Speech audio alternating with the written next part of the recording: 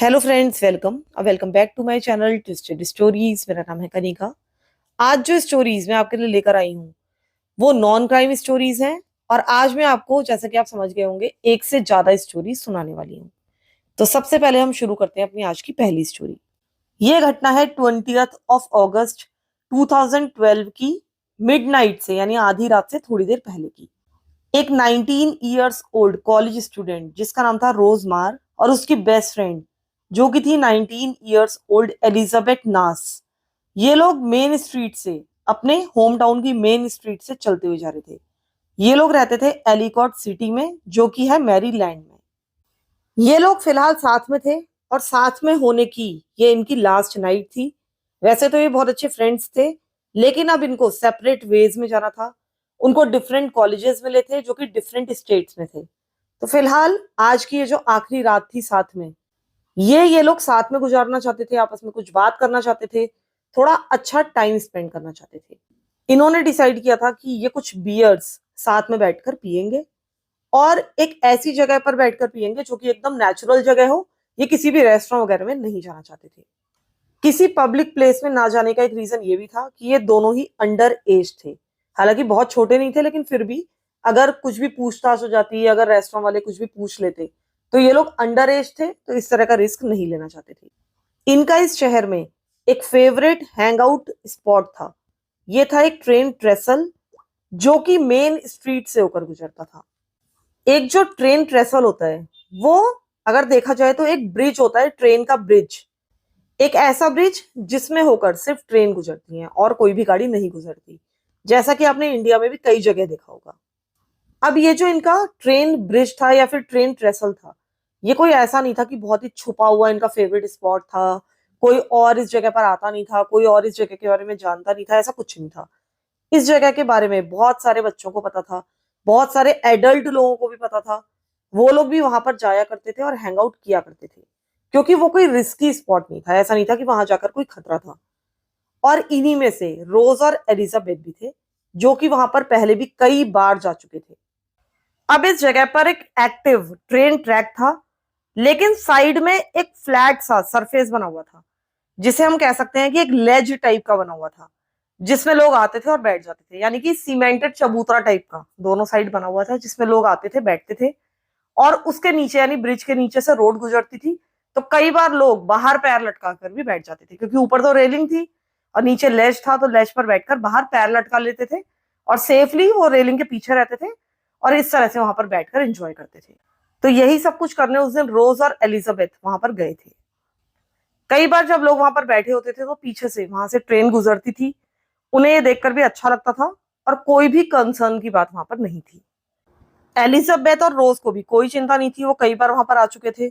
वो ट्रेन ट्रेसल से होते हुए साइड में लेज पर पहुंचे, वहां पर बैठ गए, और वो सेफली ट्रैक से काफी दूर थे, जैसे कि मैंने आपको पहले भी कई बार बताया। वहां बैठने के बाद इन दोनों ने अपनी अपनी बियर्स खोली।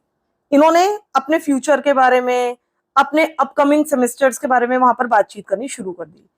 वो लोग बता रहे थे, आपस में बात कर रहे थे कि वो जिस क्लासेस में, जिस सेमेस्टर में अब जाने वाले हैं, वहां पर वो क्या सब्जेक्ट्स लेंगे, वो उससे क्या एक्सपेक्ट कर रहे हैं, और साथ ही अपने करियर चॉइसेस के बारे में भी बात कर रहे थे। साथ ही वो ये भी बता रहे थे कि वो एक दूसरे को काफी मिस करने वाले हैं। अगर वो साथ में होते तो और अच्छा लगता। तो इस तरह की बातें इनके बीच में चल रही थी। इसी दौरान किसी पॉइंट पर रोज ने अपना फोन बाहर निकाला। अभी इन दोनों की वहां पर बैठकर बातचीत चल रही थी, इनके पैर नीचे लटके हुए थे। रोज ने अपने और एलिजाबेथ के फीट की फोटो ली। इनके जो फीट हैं यहाँ पर डैंगल करते हुए दिखाई दे रहे हैं स्ट्रीट के ऊपर। उसके बाद उसने ये फोटो ट्विटर पर पोस्ट कर दी। इस फोटो के पोस्ट करते ही, यानी कि कुछ मोमेंट्स के बाद ही, उनको पीछे से स्क्रीचिंग साउंड आता हुआ सुनाई दिया, जैसे कि कोई चीज सड़क पर तेजी से घिसटती हुई इनकी तरफ आ रही हो। ये आवाज ठीक उनके पीछे से आ रही थी, तो इन्होंने पलट कर पीछे देखा। जो इन्होंने पीछे देखा, उसको देखकर इनकी आंखें दहशत से फट गई थी। इनको अपनी आंखों पर विश्वास ही नहीं हो रहा था। इससे पहले कि ये कुछ सोच पाते, कुछ कर पाते, ये जो चीज थी इनको पूरी तरह से हिट कर गई, और हम कह सकते हैं कि ये उसके नीचे एक तरह से कुचल गए, दब गए। जैसा कि पहले भी कई बार इस कहानी में जिक्र हो चुका है कि जो ट्रैक्स थे वो बहुत दूर थे, कम से कम इतनी दूर थे जो कि इनके लिए सेफ था। जो ट्रेन थी वो चलते हुए भी किसी कारण से इनके ऊपर हिट नहीं हो सकती थी, उसका कोई पार्ट इनको हिट नहीं कर सकता था। ये चीज बिल्कुल क्लियर है। और इस केस में भी ऐसा ही हुआ था, ट्रेन ने इन लोगों को हिट नहीं किया था। ये जो चीज थी जिससे लड़कियां हिट हुई थी वो अनफॉर्चुनेटली उस दिन वहां तक आ गई थी, यानी कि जहां पर ये लड़कियां बैठी हुई थी वहां तक इस चीज का पहुंचना या ऐसा इंसिडेंट होना देखा जाए तो अपने आप में एक इम्पॉसिबल सी बात थी, यानी कि एक ऐसी बात थी जिसके बारे में कोई सोच भी नहीं सकता था। लेकिन ऐसा इन लड़कियों के साथ उस दिन हो चुका था। असल में उस दिन हुआ ये था कि उस दिन भी ट्रेन इन लड़कियों के पास से गुजरने वाली थी, लेकिन ये जो ट्रेन थी जो कि उस दिन यहाँ से गुजरती वो डी रेल हो गई, यानी कि ट्रैक से नीचे उतर गई। लेकिन वो पूरी तरह से यानी फुल स्केल डी रेल नहीं हुई थी, बल्कि उसकी कुछ कार्स यानी कि कुछ डिब्बे डी रेल्ड हो चुके थे। और ये डब्बे भी ऐसा नहीं था कि पूरी तरह से नीचे उतरकर सड़कों पर भागने लगे थे, ऐसा नहीं हुआ था। बल्कि ये जो उसकी कार्स थी, जो डिब्बे थे, ये एक तरफ लुढ़क गए थे, यानी कि टेढ़े हो गए थे, लेकिन अभी भी वो ट्रेन से जुड़े हुए थे।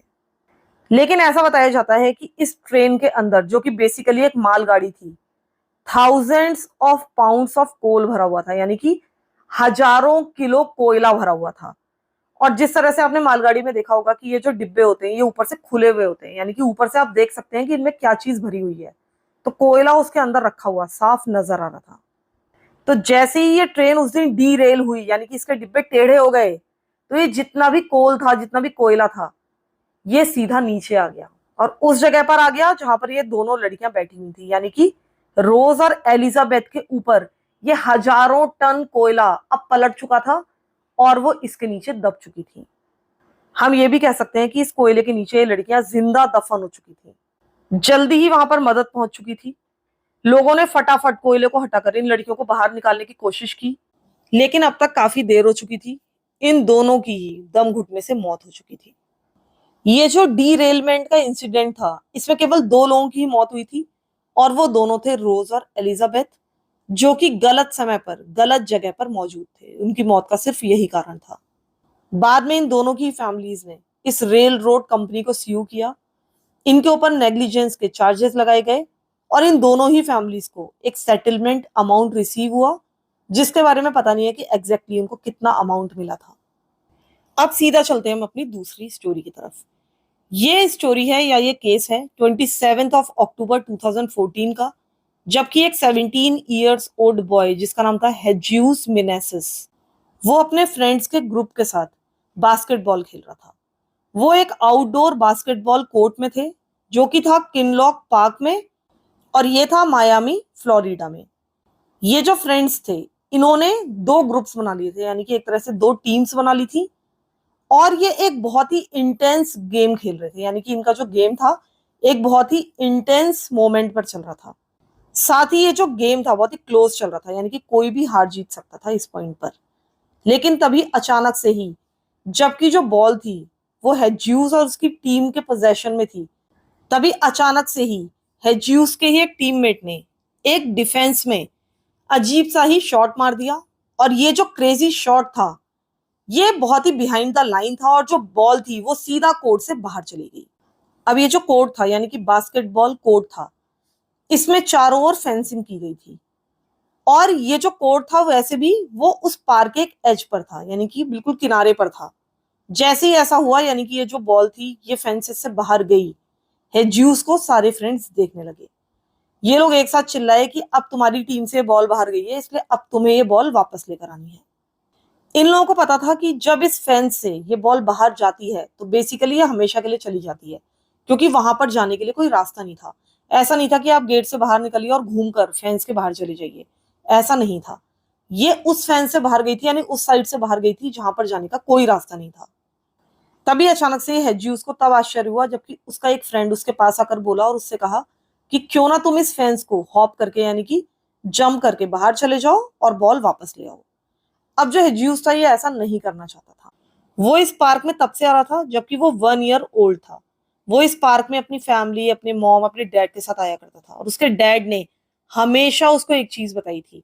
उन्होंने हमेशा उसको स्ट्रिक्टली कहा था कि उसको कभी भी उस फेंस पर नहीं चढ़ना है, यानी कि कभी भी नहीं। लेकिन अब अचानक से ही इतने सालों के बाद ये जो हेजियूस के फ्रेंड्स थे वो उससे कहने लगे थे कि तुम ऐसा करो, यानी कि ये फेंस चढ़ो और वहां से बॉल लेकर आओ। अब इन्होंने यानी कि इसके फ्रेंड्स ने एक तरह से इसको एक डेयर बना लिया था।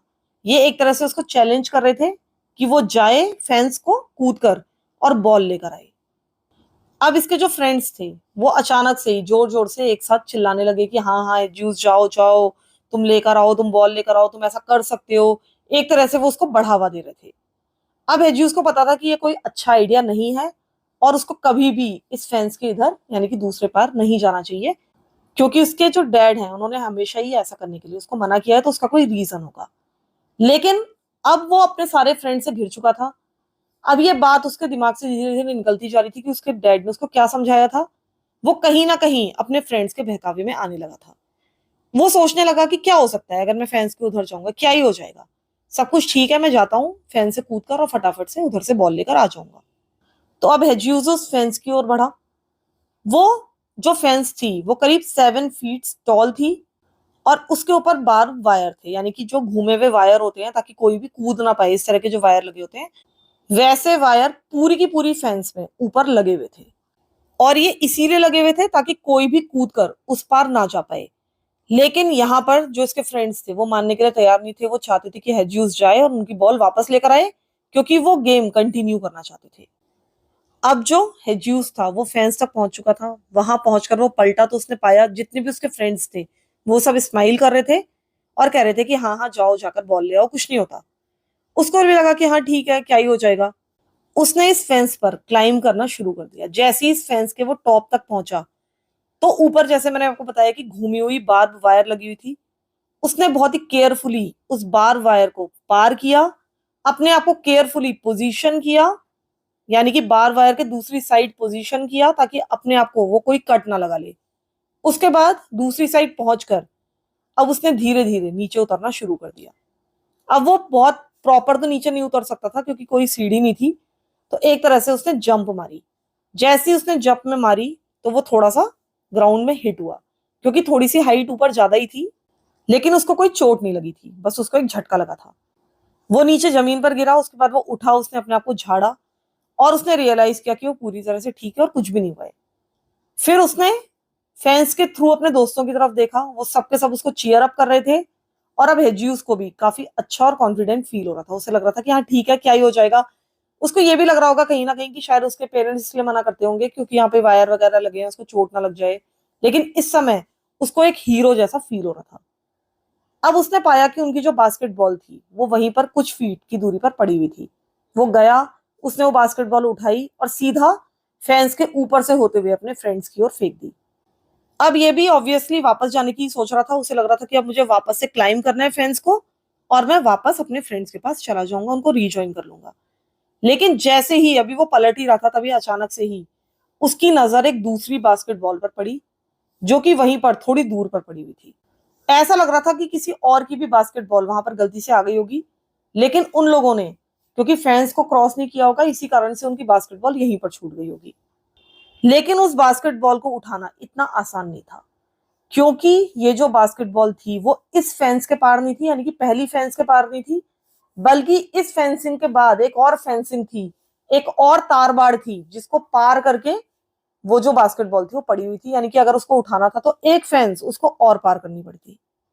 अब जितने भी बच्चे यहाँ पर मौजूद थे, यानी कि हेज्यूस और जितने भी बाकी बच्चे यहाँ पर मौजूद थे, उनको वार्निंग दी गई थी कि भले ये जो फेंसिंग है इतनी खतरनाक नहीं है, लेकिन जो दूसरी फेंसिंग है वो बहुत ही ज्यादा खतरनाक है और उसमें कभी भी क्लाइंब नहीं करना है, उसके पास भी कभी नहीं जाना है। लेकिन हेज्यूस अब क्योंकि पहली फेंसिंग पार कर चुका था, वो काफी ज्यादा कॉन्फिडेंट फील कर रहा था, तो उसको ऐसा लग रहा था कि मैं दूसरी फेंसिंग भी पार कर सकता हूँ और मैं दूसरी बास्केटबॉल भी लेकर आ सकता हूँ।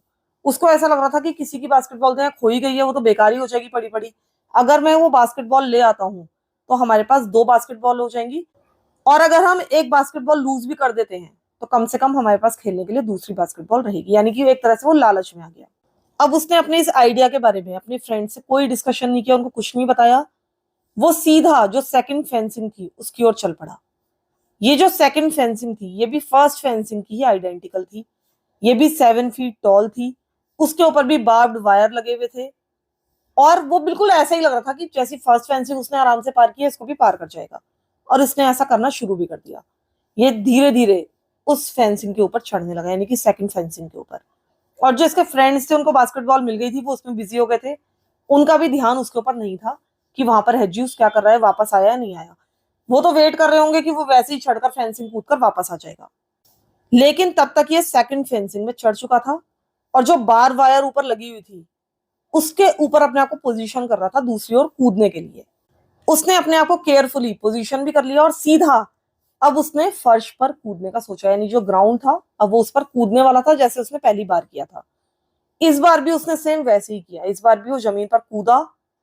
लेकिन इस बार बहुत ही हॉरिबल चीज होने वाली थी।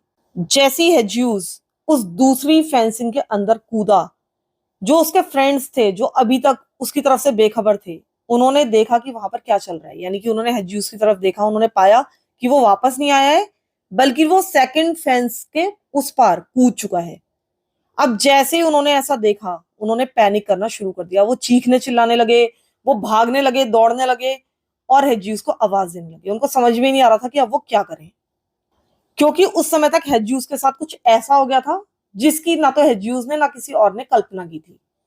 अब जब इनको कुछ भी समझ में नहीं आया कि हेज्यूस को वहां से कैसे निकालें, तो उन्होंने 911 को कॉल किया और कुछ ही मिनट्स में वहां पर फर्स्ट रिस्पॉन्डर्स आ चुके थे। उन्होंने जब हेज्यूस के फ्रेंड्स को पाया, उनसे पूछा कि क्या हो रहा है, तो वो लोग बहुत ही ज्यादा फ्रेंटिक थे। उन्होंने सबने इशारा किया फैंस के उस पार, उस एरिया में जहां पर हेज्यूस तब तक कूद चुका था। जैसे ही उस एरिया पर फर्स्ट रिस्पॉन्डर्स की नजर पड़ी, वो समझ गए थे कि जो होना था वो हो चुका है और अब वो कुछ भी नहीं कर सकते। उन्हें पता था कि हेज्यूस को बचाया नहीं जा सकता, उसके साथ जो होना था वो हो चुका है। और इसका रीजन ये था कि ये जो फेंसिंग थी, यानी कि सेकंड फेंसिंग, वो बहुत ही ज्यादा खतरनाक थी, कल्पना से भी ज्यादा खतरनाक। और इसी कारण से हेज्यूस और बाकी बच्चों की फैमिलीज ने उनको बताया था कि कभी भी उनको फेंसिंग नहीं कूदनी है। अगर वो फर्स्ट फेंसिंग पार नहीं करते तो सेकंड भी कभी नहीं करते। इसी कारण से उनको किसी भी फेंस को पार करने से मना किया हुआ था। अब ये जो सेकंड फेंसिंग एरिया था, उसके अंदर एक इलेक्ट्रिकल पावर ग्रिड था और वहां पर बहुत सारे साइंस लगे हुए थे, खतरनाक खतरे के साइन लगे हुए थे कि यहाँ पर बहुत ज्यादा खतरा है और यहाँ बिल्कुल भी इसके आसपास आप मत आइए। लोगों को पीछे रहने के लिए अच्छी तरीके से वार्न किया गया था। साफ लिखा हुआ था कि ये डेंजरस एरिया है और यहाँ पर ट्रेस पासिंग आप नहीं कर सकते। यहाँ तक कि ये भी लिखा था कि यहाँ पर मौत का भी खतरा है। लेकिन हेज्यूस ने सारे के सारे वार्निंग साइंस को इग्नोर कर दिया था। पहली फेंसिंग को पार करने के बाद उसने सेकंड फेंसिंग आराम से पार कर ली थी, जबकि उसे पता था कि वहां पर बहुत सारे साइंस लगे हुए हैं। और जैसे ही वो सेकंड फेंसिंग के फ्लोर पर कूदा था, यानी कि जो अंदर एरिया था उसके फर्श पर कूदा था, वो सीधा एक लाइव इलेक्ट्रिकल वायर पर जाकर गिरा था, यानी कि बिजली के नंगे तार पर जाकर गिरा था। और उसने सीधा 5 लाख वोल्ट वाले तार पर पैर रख दिया था, या हम कह सकते हैं उसकी बॉडी उस तार पर लैंड कर गई थी। और मैं आपको रेफरेंस के लिए बता दूं कि अगर किसी आदमी के ऊपर बिजली गिरती है तो उसमें केवल 3 लाख वोल्ट का करंट होता है और इसमें 5 लाख वोल्ट करंट था। तो आप समझ ही सकते हैं कि जैसे ही हेज्यूस उससे टकराया होगा तो उसकी हालत क्या हुई होगी। उसको ऐसा महसूस हुआ होगा जैसे उसके ऊपर 2 बिजलियां एक साथ गिर गई हों। उसकी वहां पर तुरंत ही सोचने समझने से पहले ही मौत हो चुकी होगी। और इधर जो इसके फ्रेंड्स थे वो भी हमेशा पछतावे में रहे इस बात के कि उन्हें कभी भी उसको फर्स्ट फेंसिंग पार करने के लिए नहीं बोलना चाहिए था। और अगर उसने फर्स्ट फेंसिंग पार कर भी ली थी तो शायद उसकी मौत ही थी जो उसको अपनी तरफ बुला रही थी। नहीं तो सिर्फ एक बास्केटबॉल के लालच में वो कभी भी सेकंड फेंसिंग पार नहीं करता, जिसमें इतनी सारी वार्निंग्स एकदम सामने ही लिखी हुई थी। ऐसा भी नहीं था कि छुपा कर लिखी है, किसी और साइड से लिखी है, ऐसा कुछ नहीं था। एकदम सामने सब कुछ लिखा हुआ था कि यहाँ पर बिजली के तार हैं, अंदर ऐसा खतरा है, सब कुछ है। लेकिन उसके बाद भी पता नहीं क्या सोचकर वो अंदर कूदा। और इससे पता चलता है कि वाकई में उस दिन उसकी मौत वहां पर निश्चित लिखी हुई थी। और इसीलिए कहा जाता है कि जो भी पेरेंट्स कहते हैं उनकी बात को मानना चाहिए, उनकी बातों को कभी भी इग्नोर नहीं करना चाहिए। अगर वो कुछ भी कह रहे हैं कि यहाँ मत जाओ, ये मत करो, तो वो सब कुछ आपके भले के लिए है। तो आप लोग मुझे बताइएगा कि ये दोनों ही स्टोरीज आपको कैसी लगी और इसके बारे में आप क्या सोचते हैं। और साथ ही चैनल को थोड़ा और प्यार दे दीजिए, इसको थोड़ा शेयर भी कर लीजिए, स्टोरीज थोड़ा सा शेयर कर लिया कीजिए। और पिछली बार मेरी जो स्टोरी है वो आ नहीं पाई थी, और कई बार ऐसा होता है कि 1-2 दिन लेट आती है क्योंकि उसमें रेस्ट्रिक्शंस आ जाते हैं। फिर वो यूट्यूब के चेक में चली जाती है, वो चेक होकर वापस आती है, तब मैं उसको पब्लिश कर सकती हूँ। और इसी कारण से स्टोरीज कई बार लेट हो जाती हैं। तो आप लोग नाराज मत हुआ कीजिए कि आप जो है कंसिस्टेंट नहीं है, आप स्टोरीज नहीं डालती हैं। हाँ, वाकई में कंसिस्टेंसी जो मेरी थी कि मैं 3 स्टोरीज डालती थी पहले, तो उसका कुछ रिजल्ट नहीं निकला। क्योंकि आपकी गलती नहीं है, आप लोग तो देख ही रहे हैं, आप लोग बहुत ज्यादा सपोर्ट कर रहे हैं, लेकिन यूट्यूब बिल्कुल भी प्रमोट करता नहीं है चैनल को, तो फिर मन भी नहीं करता कहीं ना कहीं काम करने का। इतना तो मुझे लगता है आप लोग भी समझते होंगे। लेकिन फिर भी मैं 2 स्टोरीज लगातार ला रही हूँ, और मुझे लगता है कि मेरी ये कंसिस्टेंसी बनी रहेगी। हाँ, कई बार बहुत ज्यादा काम हो जाता है, कई बार टाइम नहीं मिलता, तो कभी कभी ऐसा हो जाता है कि स्टोरी ना आए, लेकिन जनरली मैं कोशिश करती हूँ कि हफ्ते में 2 स्टोरीज तो आती रहे। और वैसे मैं कोशिश करूंगी कि 3 भी आए, भले ही 2 स्टोरीज शॉर्ट हो। तो फिलहाल के लिए इतना ही।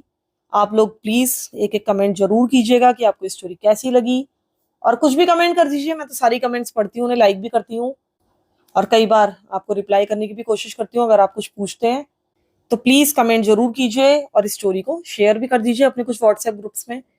अभी इसमें थोड़ा सा टाइम बाकी है 4,000 घंटे होने के लिए, तो उसको पूरा करा दीजिए थोड़ा सा शेयर करके। तब तक के लिए thank you so much for listening to my stories. Thank you so much.